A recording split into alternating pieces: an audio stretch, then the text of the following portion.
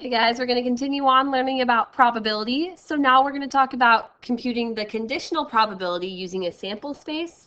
And when we say sample space, that's just like this bag, this place in which, or the area in which all of our possible outcomes can take place. So our question here says, we have a bag with balls numbered 1 to 6, and some of them are going to be white and some are gray. And those ones that are gray kind of have a bluish color here on this example, but they're supposed to be gray. And it wants us to answer the following by writing a fraction. What is the probability of a number greater than 4 is selected? And then what's the probability that a number greater than 4 is selected given that it's selected, the selected ball is gray? So what's the probability that a number is greater than 4 and that ball is gray? So for the first one, what we're going to do is, what's the probability that a number is greater than 4? Well, we only have 2 numbers within our bag that are greater than 4, and our possible number of outcomes is going to be 6. So the fraction we could write for this probability would be 2, our possible number of outcomes, divided by our total number of outcomes, which is 6. And when we simplify that fraction of 2 over 6, we get it to be 1/3.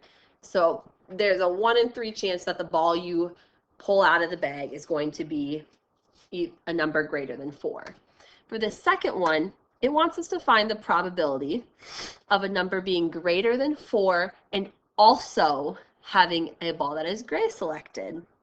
And so we would only include our outcomes that are gray balls. So there, we only had 4 balls within that bag that were gray. So our total number of outcomes would be 4. So that would be what we have for the denominator of our fraction.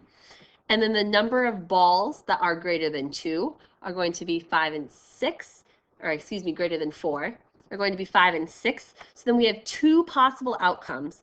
So then the conditional probability that our number is greater than 4, and given that our ball is gray, is going to be 2 over 4. When we simplify that down, we get that fraction to be 1 over 2. So we have about a 1 in 2 chance of drawing a gray ball that has a number greater than 4.